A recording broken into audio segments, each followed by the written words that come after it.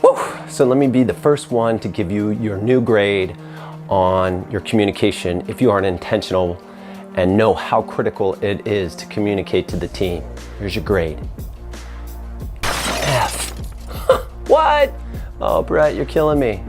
How would I know that? Well, let's take a Gallup poll, for example. 70% of the workforce is unengaged. I'm sure you see this all the time. I know I do in the workplace, but you see it from other leaders, business owners, or even managers trying to get to a leader. There's confusion and misunderstanding on their teams. They don't get communicated to at all. There's no more questions. People just start shutting down, and there's no action taken from what they just asked them to do. What does that mean? That means we, myself included, failed. So in this video, we're going to talk about why it's so critical to the team, and or if you're just a team member. You don't have to be the team leader, you could just be a team member, because we need to bring clarity, we need to build up the engagement, and we got to build the trust in any and all relationships. Here comes that video right now. Aloha, I'm Bret Ranoa. For those of you in Hawaii, how's it? On this channel, all we do is talk about actual real scenarios in your business or in your workplace, some tactics that you can learn or relearn or just remember, and actual real action steps that we can take just for that week, and then we come back, get another in 15 minutes or less, and we're working on those leadership skills. So why is it important for you to communicate? Well, it does three main things for us. One, it helps us hit our targets.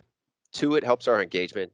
And three, it builds trust. How many times have you seen when you're giving a briefing or standing in front of 30 or 40 people and you start to hear that they misunderstood something? You start to hear the rumors. You start to hear that they don't know the expectation. When we see and hear and feel those in the operation, what that means is we're not going to hit our strategic goals.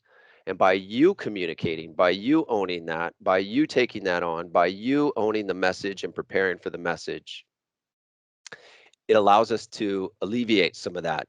It's not going to do it all, but it is going to help with some of the misunderstandings. 9 out of 10 times, if you get to stop, pull somebody aside and say, hey, that thing you were saying, do you know why we did that? Do you know what this is? Here's the expectation. Here's what good looks like. They may not agree with you, but they'll respect you. And you can all tell me if I'm wrong, but you've had this happen to you where they go, okay, I get it. I get where you're coming from. And so the why it's important, the first piece of why it's important is you have personal goals, we have small team goals, we have station goals, and then overall airline goals. So the first piece of you communicating is really to help us make sure that we're staying focused and that clarity on this. The second piece is engagement. If our behaviors and how we communicate, our behaviors and actions don't match what our core values are, then it's just going to kill the morale and it's going to kill the motivation. Part of being a true leader is to inspire and motivate, and you can't do that if we're not living what we're saying we're going to do. To build that engagement, to actually communicate open and honestly with people, to build that bridge, we can't be able to if we're not living what we're saying, if we don't put on our seatbelt, if safety is not important to us, if we see somebody doing something but we let it slide. People see that. They're always watching us, right? They're watching us from the windows of the airport down. They're watching us or taking pictures and videos of you if you're in the lobby, and the agents are watching you walk by somebody when they know and they see it, or they've seen it over and over. But if we don't have those behaviors and actions, we're going to lose the morale and the motivation of those that we lead. And then finally, it builds trust. Again, that accountability piece. If we don't have candid, specific, and very frequent feedback, those relationships won't grow. And I've made a commitment to you guys. Those that you lead should never get to a 6-month or a year portion of the year and then you come back and say, here's all the things you're doing wrong. It's not fair. It's demotivating. It demoralizes people. And so to do that, and for the communication, we really need to have transparent, honest, very specific, and very often feedback and communication to people. So let me jump in real quick.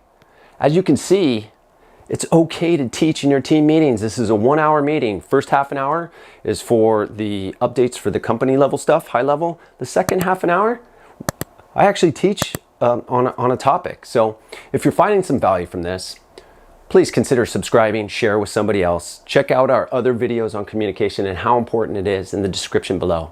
All right, back to it. Common sense doesn't mean it's commonly executed.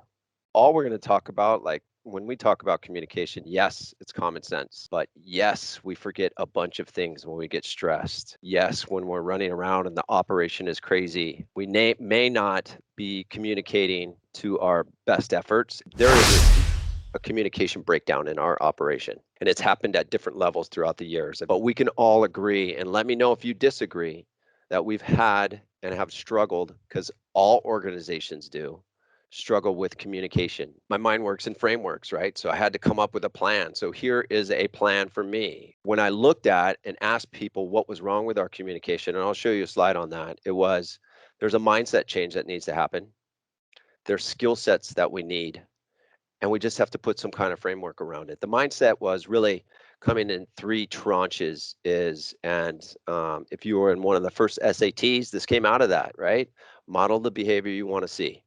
Connect with those people that you lead and make sure that they're involved. The skill sets are, and we've talked about this, and I've talked to, I'll say it till I'm blue in the face, but provide the why, true leadership skills, and then how we approach not only your self-development, how you approach and schedule your time to learn, but how you apply that and actually take action to what you want to get out of your career, and how you're scheduling and time blocking that for yourself, and making sure that you're taking action on the things that we've shared, the best practices that you see, and moving forward for yourself, kind of what's in it for me there. And then finally, a framework. If you've taken the green belt or ever studied Lean Six Sigma, this follows a lot of it as a gigantic kind of just guardrail.